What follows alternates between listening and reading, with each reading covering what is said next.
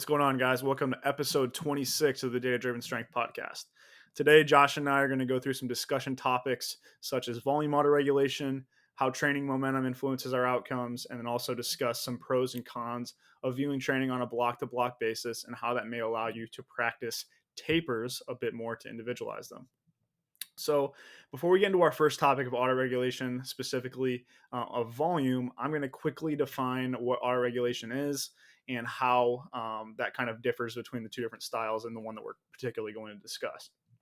So very simply, in my opinion, autoregulation can be easily described as you have a given training prescription you're going to head into the gym with, and you're modifying that in real time based on your performance and your daily readiness. Very simple. And generally how this is applied is in the context of load autoregulation. So I may have on my program 100 kilos for 3 sets of 6 at somewhere around 2 reps in reserve. I come into the gym, I start warming up on the bench press, and I realize my performance, my readiness are a little bit lower than I expected. Because of that, in order to meet the prescription of 3 sets of 6 around 2 reps in reserve, I decrease the load to maybe 95 kilos in order to match the original prescription. That's generally how autoregulation is applied, and that's called load autoregulation. Now, what we're going to discuss today primarily is what's called volume autoregulation. And that can kind of occur in 2 different ways. One is, let's say I have that same exact training prescription, 100 kilos on the bench press for 3 sets of 6 at somewhere around 2 reps in reserve. I come into the gym, I realize my performance and my readiness are not particularly at the same level as typical. So instead of performing 3 sets, I decrease that to 2 sets and auto-regulate the total amount of training volume, again, to match my performance and my readiness. A second style of doing so is instead of modulating the number of sets, you're modulating the number of repetitions per set in order to match your original repetitions and reserve prescription. So maybe in this time, I perform 100 kilos on the bench press, but instead of performing sets of 6, I perform sets at 4, 3, then 2 repetitions in order to match the original prescription of 2 reps in reserve. Those are 2 very basic styles of volume autoregulation, although there's a lot more details that we can get into. And the last thing I want to hit on is obviously when you have a training prescription, the coach or the way that it's written will always imply the method of autoregulation to be used. So sometimes if you do have an exact load assigned or a percentage of 1RM assigned, sometimes it's not intended to be autoregulated in a certain way. So generally, if there's a prescription, it'll be very clearly laid out in the way that you want to autoregulate with it. And this is not upon the lifter always to just do that on their own accord. That the protocol should be very clearly written in a way that information is communicated to the lifter in order to best accomplish what is intended. So with that out of the way, I'm going to kick it over here to Josh. He's going to go into some more details on volume autoregulation, pros, cons, some common methods, and then we'll get into how you may or may not want to apply it to your training. Yeah, so now that you kind of gave like that broad overview of, okay, this is what autoregulation is, I think it's very common to use load autoregulation. But okay, what are some ways we can auto-regulate training volume? So I'm going to start with more objective ways to auto-regulate training volume. Probably chat about that for a couple minutes, and Zach, I'll kick it over to you to see if you have anything to add once I overview some common methods, and then we can move on to ways to subjectively auto-regulate training volume, and we can talk about some of the very high level underpinnings of that and whether those are founded or not, or have a good basis for their application and some of the research, albeit limited, that we have to go off of. So when we think about objective volume autoregulation, I think there's like 2 categories we can break that up into, right? So we can auto-regulate the number of reps per set. And you can do this using something like an RPE stop or a velocity stop. So, okay, I want you to use 75% of your max and perform 3 sets and stop each set once you reach a predetermined RPE or a predetermined velocity cutoff. Okay, you can also modulate the number of reps per set through something like velocity loss. So, hey, I want you to perform your sets with a certain load at 25% velocity loss, right? And once a repetition's velocity loss is at least 25% below the first rep, then you terminate the set, right? So we're modulating the number of reps per set. Those come with their own pros and cons, but I think that those methods are more granular, right? At the end of the day, you're controlling the number of sets and the proximity to failure more or less, right? Um, and it's not going to dramatically change the overall. It's not going to dramatically change the overall training stress. If anything, you're kind of keeping it constrained. Number of reps, I believe you meant to say there, not the number of sets. Yes, thank you. Okay. Yeah. Um, then from like a you can make larger changes to your training program by modulating the total number of sets. So this would be volume auto regulation of maybe some days based on the protocol it'll lead you to performing 2 sets, other days it'll lead you to performing 5 sets, right? That's obviously going to be a much larger scale change to the overall training stress. This is something we generally avoid, but that's not to say there isn't a time and place to apply it, right? You could do like an RP stop for the number of sets. So, hey, I want you to perform sets of 6 with this given load. And once you exceed RP8, then go ahead and cut it off, right? So that's not something we do a ton, but it might have particular applications. So that's a general overview of ways to objectively auto-regulate training volume. Zach, let me know if you have anything to chime in here, any other discussion points, then we can move on to subjective stuff. Yeah, I think the main thing that would be useful to discuss quickly is like, okay, you just went through the methods. We discussed auto regulation a bit already. Why would someone put this on the table in the first place? Like, what is the theory behind? Okay, you know, understand by and large, as you said, load auto regulation is very common. I'm sure the people that listen to this podcast are well aware of what that is. Daily readiness performance fluctuates, making sure that we can match our training prescription relative to our performance and readiness for a given day is obviously important. But with that said, why would somebody apply volume auto regulation instead of load auto regulation, or why would you apply the two in tandem?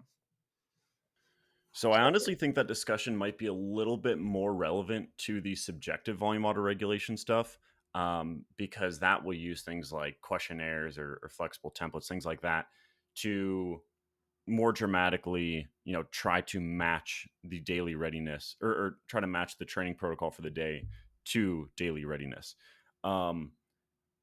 But from a personal perspective, and Zach, I'd imagine you largely agree here, is I view the modulation of reps per set, so things like RP stops, as simply controlling proximity to failure.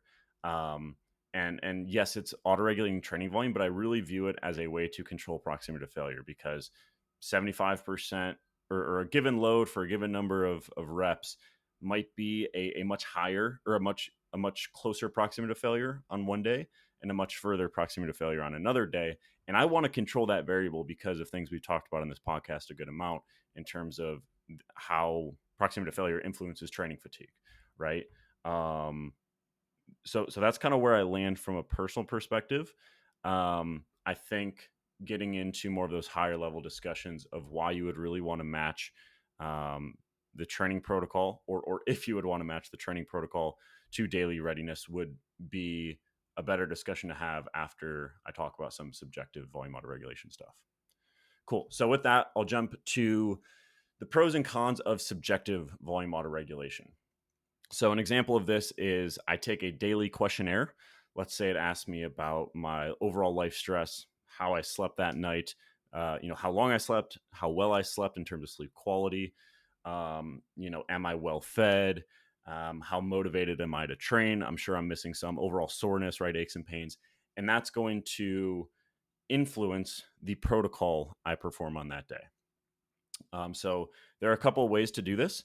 It can dramatically change the overall stress of kind of a predetermined structure, right? So let's say you report something that indicates very low fatigue and a high readiness to train.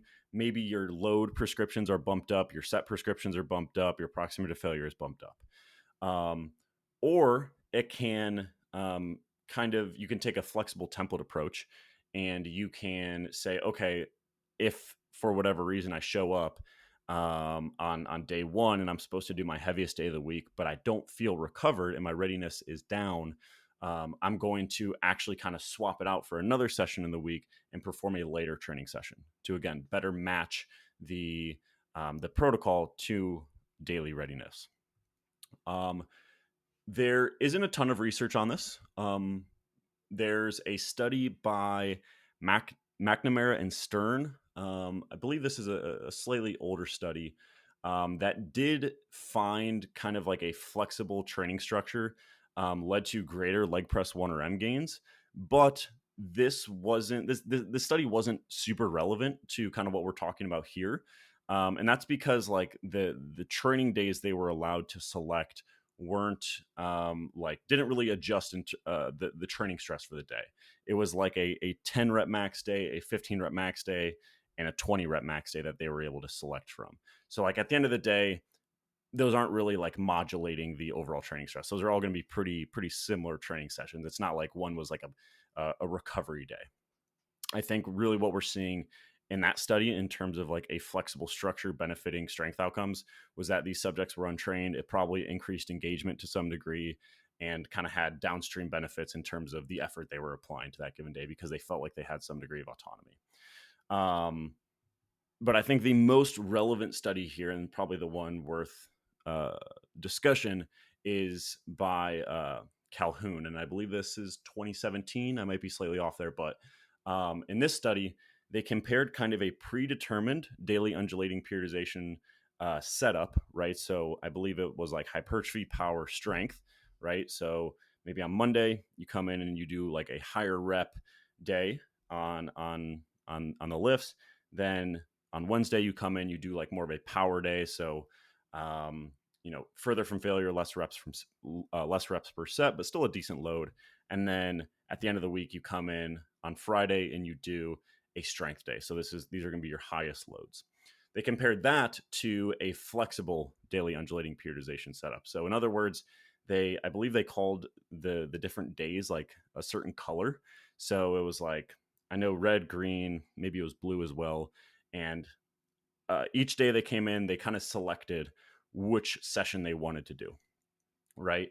And the catch here is that they couldn't do more than one per week. So at the end of the day, the overall training plan did not differ between the two groups. It was just like, hey, you can self-select the order of this versus, hey, this is kind of set up for you. You just got to come in and get it done. In this study, there were no differences in strength gains, which I think is pretty telling in the sense of when you take this overall, flexible approach, theoretically matching kind of that day's readiness or the matching your readiness to the training protocol within the constraints of, hey, this is the work you have to get done for the week, doesn't really lead to greater strength gains.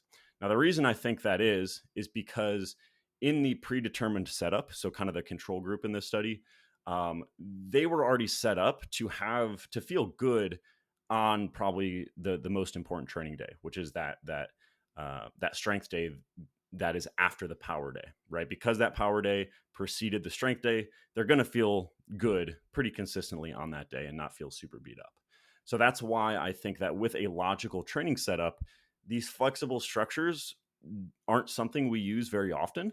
So my bias is just to set up your training structure in a logical way. And these kind of auto-regulated flexible templates are going to be super helpful in most cases. But Zach, you might disagree with that, so let me know what you think. No, I think I agree with that by and large. I think are you finished with this point? Because I think we can kind of go into the theory. Yeah, okay. I think to me the most interesting part of this discussion is like, okay, like I mentioned, load auto regulation is pretty well accepted. That'll be like your fine tuning dial of the training stress for the given session based on your readiness and your performance. So you get a little bit less sleep. Maybe your nutrition isn't ideal. Maybe a little bit more life stress. You can fine tune that protocol with load auto regulation. The more interesting question to me is for most people, is there ever going to be a need consistently for a more core style where you have to make larger modifications in training stress to which load is not sufficient to match your readiness and performance on the day? From a theoretical perspective, again, this may not be something we can necessarily know, but I do think you can make the case that there is a right weight on the bar and probably a correct number of times to lift that weight for a given session to elicit the optimal stimulus for the day. Now, again, whether we can know that given our current methods is something that's very highly debatable, and I would say at the current moment in time we definitely can't. Going to all these methods that Josh has just discussed, whether it's RAR/RP stop, velocity stop, whether that's absolute or velocity loss, using any of these subjective scales, whether that's motivation to train, perceived recovery status, anything else, the issue you're going to run into all of those is that you're ultimately determining an arbitrary point, an arbitrary cutoff to which you will use to modulate training volume. Now, again, does that mean in theory there isn't a correct way to use the tool? I don't think so. I think there probably is a correct way to use the tool. However, you need to ask yourself the question, is the juice worth the squeeze? If we can admit to ourselves, there's really no reason I'm writing down an RP stop of 8 versus a 9 versus a 7. Like that literally is just going to be a completely arbitrary thing that you're deciding, to which there will be more fluctuations in the variables that you're trying to measure that makes something that we often call diagnostic clarity something you're kind of taking as another trade-off. If I'm using all these volume auto-regulation strategies, I maybe am slightly attacking the problem of trying to match larger fluctuations in training stress to the day, but that comes with the trade-off of week 1, I perform 10 sets of squats. Week 2, I perform 16 sets of squats. Week 3, I perform 6 sets of squats, and the problem goes on and on.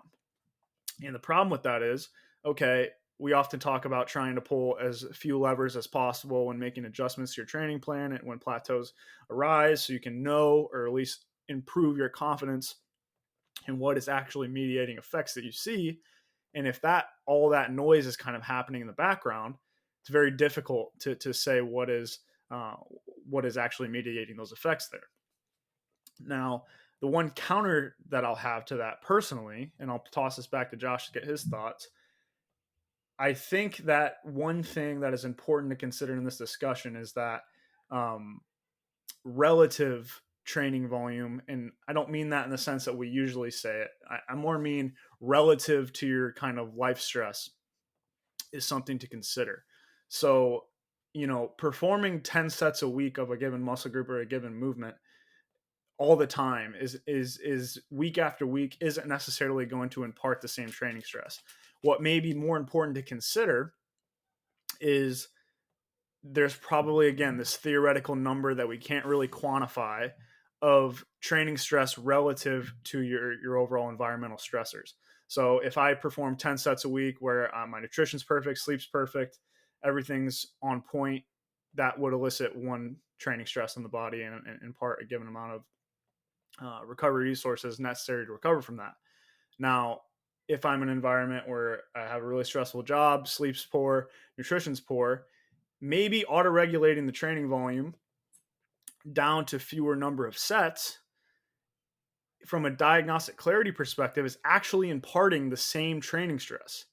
So it's kind of hard to wrap your brain around that, but I do think that is a potential counter. Meaning, if ultimately what we're trying to do week to week in order to maximize our diagnostic clarity is match the training stress, that may not necessarily mean we have to match the actual prescription or actual training protocols in order to do so. Again, we're very much limited by what our ability to know and ability to measure some of these things. But I do think from a high level perspective, that is an argument to be made, that ultimately to determine individual response and determine things to make modifications from, if we could actually match the relative training stress week after week after week and make modifications to that, that may be something that you could make an argument for volume auto regulation if these more coarse adjustments are necessary in an individual where the life stress is probably higher than average or somebody whose life stress fluctuates quite a bit. But I rambled there. Josh, what do you got? Yeah, I think from a very high level, I would generally agree with you that theoretically, if you could match like, the amount of training stress applied, um, and make that relative to your overall life context, and you could keep that steady week to week, that would actually be greater diagnostic clarity than if you were to keep the training protocol consistent, right? And with fluctuations in, life factors that, that would actually be, a change in kind of this relative training stress on a week to week basis. Um, Again, from a high level, I think that kind of checks out. But from a practical perspective, I think that trying to take this approach, um, given the tools we have right now, would actually lead to lower diagnostic clarity. That's my personal opinion right now.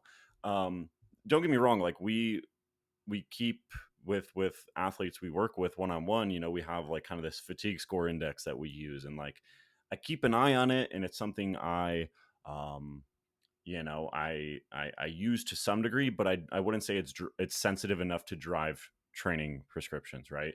Um, things like soreness, things like aches and pains, things like motivation to train. Um, I don't know. I think those are very helpful, and I view them as conversation starters when they might be like out of the norm for that individual. But I don't think that they're sensitive enough to kind of indicate to us, okay, this week, in order to kind of get this theoretical relative training stress, we need to drop your actual total number of sets by 20%. I think someday if we could do that, that would be awesome. But I think the juice isn't worth the squeeze right now, and it'd actually be a net negative, in my opinion. Now, don't get me wrong, I still think volume autoregulation on that granular scale makes a lot of sense because, like I said, if I'm giving someone, hey, I want you to do 75% until you hit an RP8, that's actually, to me, controlling things a little bit more because at the end of the day, I kind of think of like training stress as like the load used, the number of sets, and the proximity to failure, right? I think that that's more important than like, number of reps per set. But, and same idea with even the flexible templates. If someone has a totally varying work schedule, right, I want them to kind of be able to adjust a little bit. There might be a slight benefit there. But in terms of, kind of this higher level, hey, this week, because of my reports, we're taking a super easy week, or this week, because I said I have no soreness, we're going to be pushing to RP10 every session. I don't think that the juice is worth the squeeze in the short term, in my opinion, based on kind of the tools we have right now.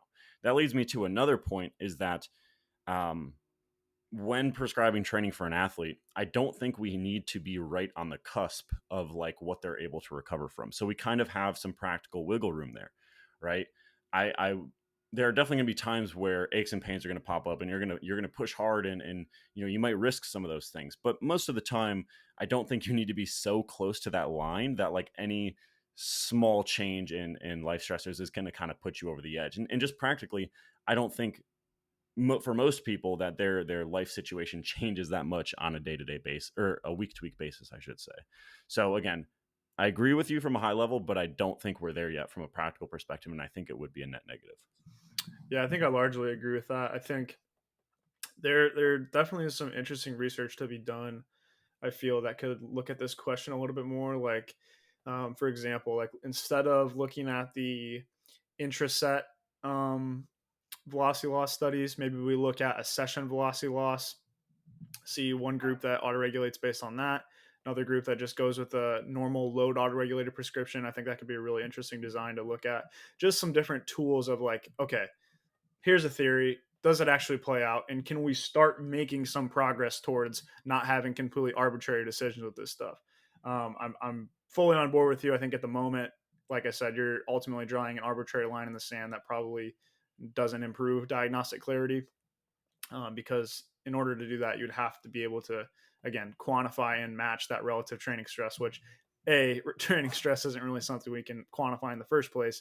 And then making that relative to another thing we can't quantify is this like environmental stress score.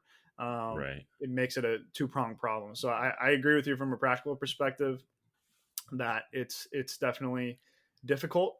But I think that this will be one of the things definitely to keep our eye on as time goes on, because I do think, again, if we're thinking purely theory, there probably is something here that would quote unquote better optimize training prescription. I think, and again, I just kind of look at this from like a history perspective. I'm sure, prior to Mike coming out with RP RAR initially, people thought that was ridiculous, and some people still do. Some people still think that autoregulation in general is ridiculous, but um, I think that's something to keep our eyes open to, and open minded to. Someday there may be a way to do that, at least get at the problem that decreases the concerns that we have with some of the ways that we can't quantify certain variables within this equation. But yeah, I think we're on the same page for the most part in terms of actually implementing it. Today, probably going to be pretty difficult. And I think it only is something you like. The equation there is only going to be something that I'm probably going to experiment with this in the case of somebody that has a very, very high stress life, or somebody whose life stress is wildly fluctuating, in which we might try some things like set ranges, things like that. We've discussed this, Josh, and I've played around with it a little bit myself, in which those can be of some utility, I think. But ultimately, I think this is something we put on the back burner. Don't completely turn our minds off to, because I do think eventually this will be something that is going to be pretty stock standard. It's just a matter of what do we have to quantify, and how long is it going to take to do that in an appropriate way. Yeah, I think we're on the same page there. I do want to wrap up, and even though we kind of, a few minutes ago, I was kind of talking about why I don't think this is the best approach given what we have right now. I do want to kind of give a little bit of love to autoregulation at the end here and kind of make a couple more points using some research on autoregulation and like kind of why we see some of the outcomes in these studies that we do. So I think in terms of load autoregulation, right? So we've been talking about volume autoregulation. Now to kind of shift more towards load autoregulation, um, I think that's huge. I think load autoregulation, especially when you're prescribing top sets, is really really important. Because I think if you try to force a given protocol and you don't have a little bit of flexibility to autoregulate, can kind of lead to like some exponential fatigue, if you will. So in other words, like if your performance isn't as high on a given day and you're supposed to hit a triple at 90%, but that's going to be, an all out grinder, or you're not even or you're going to start missing reps, you kind of like dig yourself into deeper of a fatigue hole.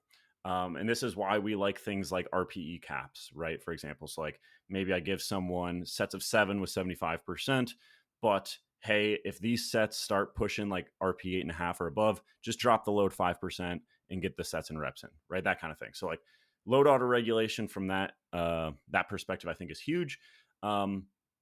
But I also think there's a huge benefit to autoregulation on the other side of the aisle, in the sense of it allows you to push when you feel good. So there are the studies that have compared RPE based prescriptions to percentage based prescriptions. So one by Graham and Cleather, and the other is by Eric Helms. Um, both of these studies kind of leaned in favor of the RP based prescription groups, but overall, the RP based prescriptions led to them training at higher RPEs, or like a closer proximity to failure, than the other groups. And when you have a standardized number of sets and reps, but RPE changes, that means load is changing as well, right? So in other words, it basically allowed them to train at heavier loads and expose themselves to higher peak intensities. So I think that's an interesting proof of concept that when you kind of have that flexibility to push when you're feeling good and progress load as adaptations accrue, that can make a meaningful difference in the outcomes you see from your training. So again, I think that's just like kind of the general benefit to autoregulation, specifically load autoregulation, and why I kind of bias our current autoregulation strategies towards that as opposed to volume autoregulation. So yeah, I think we can wrap that up there unless you have anything else to add, Zach. Cool. Next segment is going to be more about just like general observations and just some conversations that we've had. And this is primarily around training momentum. So I think a lot of us have either experienced or observed that training training progress kind of goes in spurts. So you might kind of stagnate for a while, but then eventually you almost like break through in a way, and maybe you put 50 pounds on your total in a relatively short period of time, and then that's kind of followed up by another kind of stagnant period, and then you um, and then you see another one of these spurts. I think that's very common. I think a lot of people have noticed that. Now, I will say I also have come across people that are a slightly different archetype in terms of how they progress. I kind of see two archetypes of people. The first are those people that kind of go on these streaks every once in a while, whether it's once a year, twice a year, three times a year if it's an awesome year. Second archetype would be someone that just kind of chips away at their progress cycle over cycle, right? Maybe one cycle they put 5 kilos on their total, the next cycle they put 7.5, then they put 2.5, right? And that just kind of adds up over time. And I'd say the overall long term rates of progress are pretty similar, but I kind of notice these two archetypes. But for this specific kind of discussion, um, I want to focus on that first archetype, people that kind of go on these spurts. Um, and I think the biggest take home here, and kind of what I've been thinking about recently, is that the periods at which you're stagnating and which things aren't really improving, um, I think kind of flipping that on its head and thinking of those periods as setting yourself up for that next spurt can be really helpful. So it's not like, the training you did when things weren't going really well was completely in vain and completely worthless, but instead starting to view it as, okay, this is setting me up for my next spurt. That's not to say that the adjustments you make to get to that next spurt of progress aren't worth noting and trying to recreate. But I think viewing it as, wasted time can be difficult psychologically, and I also just don't think it's true physiologically. So, like, for example, we know that muscle size is important, right? Or we think we know that muscle size is important for maximizing long-term strength gains.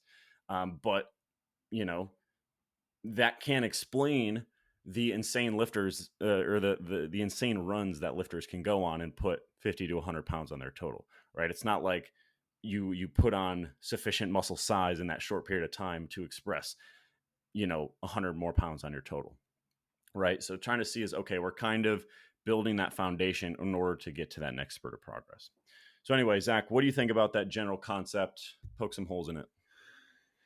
Yeah, I mean, I have a very similar observation, and now we didn't talk about this prior to the show here today, but now it has me thinking like, what is it from the environmental perspective that's propagating that observation? And I'm just trying to ask myself now: is these people that go on runs, are these people that have more of a streaky environment as well? So the people that are making, small but consistent progress over time, are those the ones that are in extended surplus that generally have a very similar life stress, those kind of things, versus the people that are a little more streaky? Maybe they're more of our competitive powerlifters in which body weight fluctuates a little bit more. Maybe life stress is a bit higher. Just asking myself that question. I don't really know if I have things off the top to have a confident answer either way, but I do think that might be part of that observation that potentially could also impact the way that we look at it and the way that we assign training based on that as well. Because, like I said, I have a very similar observation. But the immediate question I ask myself is: there a preference in either one of those? Um, is one of those quote unquote better? I don't think so.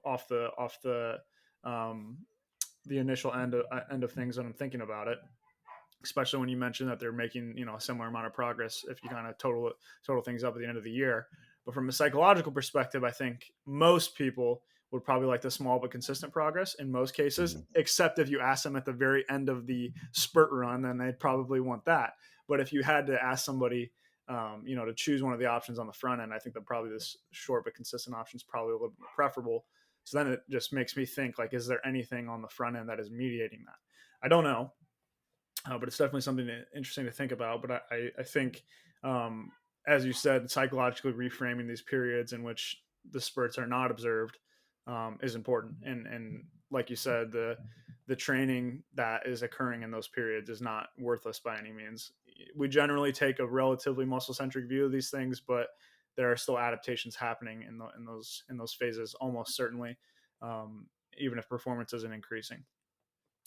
So yeah, I mean, momentum's huge. I think that's just like purely anecdotal. Like, it really makes or breaks a lot of things. And I think we've, if anything, shifted more in the direction of setting things up to artificially elicit momentum, to try to get that snowball rolling down the hill, because that just seems to exponentially improve outcomes even more so than just it would on face value. Like a very easy example of thinking about that is like a block in which you maybe have one intro week, and then the average load, or like the average protocol that is elicited throughout a block is a single at 8 RP, let's say, for a top set. So maybe week one you do a single at a 6 to 7, and then the rest of the weeks of the block you're doing a single at 8. Setting that up in a way where we go single at 5, single at 6, single at 7, single at 8, maybe a single at 9 at the end, even though at face value that may result in like the same kind of average protocol, anecdotally that just seems to help a ton. Especially if you start throwing assigned loads in there, that forces them to take those incremental jumps in load to kind of allow that snowball to build. I think is something we've gone even further in direction of just really trying to optimize things to try to get that momentum fire started. Obviously, there's some of those things are just out of our control, but thinking about that as a very important aspect of the training process, I think is something that anecdotally we've seen time and time again and just become more and more important to us over time. So I rambled a lot there. Hopefully there are some decent points to chat about there. But yeah, that's kind of my original thoughts after hearing you say that. Yeah. I think when you accept that, okay, progress might be streaky, your goal when working with someone, or your job, I should say, is to increase the frequency that those spurts kind of happen, right? And in my opinion, I think what kind of starts those streaks is just related to confidence, and you kind of get caught in this positive feedback loop. So you kind of like see a positive indication that things are going well, that you're moving in the right direction. Maybe you see an estimated 1RM pop up that you haven't ever seen, or you do a top triple with a given load, and it was way easier than you thought, and you're like, okay, here we go, right? I think that has downstream benefits, both in terms of obviously expectations for training, in the sense of, oh, I hit that last week, I might be able to hit this week, which I've never done before. And then that leads to, okay, I'm going to make sure that I kind of get my ducks in a row outside the gym. That's gonna, make sure and that's gonna increase your excitement going into the gym as well, right? So I think it's just this positive feedback loop of confidence that leads to those spurts. Um, yeah, and finding a way to do that, I think, is huge. And we've talked about psychological periodization in the past, and I used to think of that kind of on a block level. So within a training cycle, we kind of write like our typical training cycle structure will be like a hypertrophy focus phase and like a strength focus phase, right? And just kind of shifting the focus, or the emphasis, I should say, in terms of the psychological approach, from like, hey, all right, we're going to really really focus on RP accuracy of your hypertrophy focus lifts in the hypertrophy phase, and then kind of shift that more towards, taking that extra jump on top sets, and a little bit higher arousal on those top sets in the strength phase, right? That's something we've been doing for a while, but something I've been trying to do more and more is do that on the week level as well. So in other words, like, hey, this week the goal is not to push super hard. The goal of this week is to kind of recover and introduce the new training block. And that leads to more buy-in because they know what's going to come, right? They know that the next week, maybe you call it a build week, right? In the sense of, okay, I know I should start to push harder in this block or in this week, but I also know that down the road, within a couple weeks, I have like a really hard week to finish up the block. And I'm kind of saving myself to really push hard in that last week of the block and hit something I've never hit before, right? And by kind of strategically constraining loads or RPEs, in those earlier weeks before a specific week that you kind of, you know, uh, remove any constraints, that can kind of lead to positive expectations and momentum in training, because they're ready to hit those good numbers. They hit the good numbers, and then they're excited. They get their ducks in the row outside the gym, and the cycle continues. That's something I've been having a lot of success with over the last like 3 or 4 months. I've kind of been starting to make that more and more stock standard with a lot of the lifters I work with. And I just think, again, coach's job, find a way to create that momentum, because more frequently you can get to it, the more progress you're going to make over a given period of time. Yeah, I think the point you have about the positive feedback loop is massive, and I'm just putting myself mentally in that for my own training, and that seems to really explain um, my kind of streaks in progress, at least anecdotally. Like obviously, like we care about training a lot, and it's a big portion of our lives. Not only something we enjoy doing, but obviously with data driven strength stuff. Um, but for me, I know I'm not the best person with my variables outside of the gym. I've been making a concerted effort as of late after getting bullied by Josh and them every time we train about how important this stuff is. But I've noticed that I am definitely the type of person, at least in the past, when I hit a nice single on squat or I have a couple good weeks of training in which things start rolling, I am 100% of the person that takes all the things outside of the gym more seriously. And I think that's massive in kind of observing this archetype of good couple weeks of training, go on a run. And recently, again, after I've been persistently bullied by Josh on getting my stuff outside of the gym in place, my protein intake, taking sleep more seriously, my making sure my body weight is trending up. Been tracking that consistently for the first time in I don't know how long. I very much have been. Now I've also been recovering for an injury, so that's also clearly a factor here. But for my upper body training, which has been relatively unimpeded, has been much more of the consistent small deposits over time. So I do think that seems to map pretty damn closely to that observation, and that's really important to say. So then again, from a practical perspective of what we do with that, doubles down on the fact that we got to get this ball rolling. So get the ball rolling. That those positive ducks in the row will start to fall in, and even if this person is one of those people that psychologically is a little bit more prone to these streaky types of training, setting them up for success to see those initial parts of the positive feedback loop is massive.